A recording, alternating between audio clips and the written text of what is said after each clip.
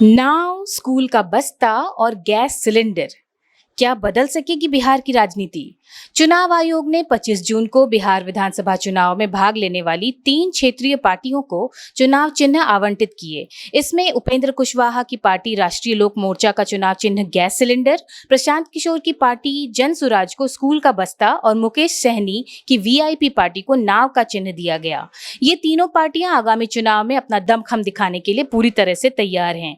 इनके आने से बिहार की राजनीति में हलचल देखी जा रही है। इन पार्टियों को लेकर जनता में मिलीजुली प्रतिक्रिया देखी जा रही है। कुछ का मानना है कि ये नई पार्टियां बिहार में अच्छा बदलाव लाएंगी, वहीं कुछ लोग इनको बस वोट काटने वाली पार्टी कह रहे हैं।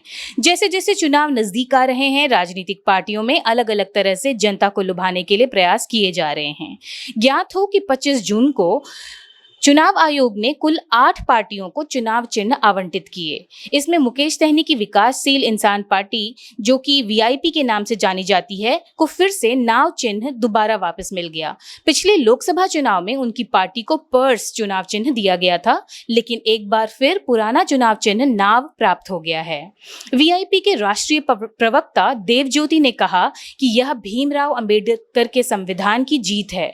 कई प्रावधानों को पार करने के बाद एक बार फिर पुराना चुनाव चिन्ह नाव प्राप्त हो गया। वीआईपी का नाव चुनाव चिन्ह से भावनात्मक लगाव रहा है। वहीं उपेंद्र कुशवाहा की राष्ट्रीय लोक मोर्चा को गैस सिलेंडर चुनावी चिन्ह स्थायी रूप से आवंटित किया गया है। चुनाव आयोग ने प्रशांत किशोर की जनसुराज पार्टी को चुनाव चिन्ह स्कूल बैग अलॉट किया। पार्टी के सभी 243 प्रत्याशी इस निशान पर चुनावी मैदान में उतरेंगे। जनसुराज पार्टी ने इस फैसले का स्वागत करते हुए कहा कि स्कूल बैग शिक्षा और प्रगति का प्रतीक है, जो उनकी विचारधारा को दर्शाता है। वहीं भारत सार्थक पार्टी को कैंची, लोहिया जनता दल को बाल्टी, जन सहमति पार्टी को लेडीज पर्स, भारतीय जनता समाजसेवी पार्टी को बांसुरी, राष्ट्रीय समाजवादी लोक अधिकार पार्टी को अंगूठी चुनाव चिन्ह आवंटित किया गया है।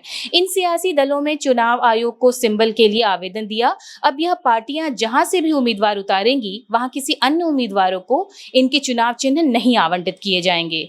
बिहार में ठीक 4 महीने बाद विधानसभा चुनाव होने हैं।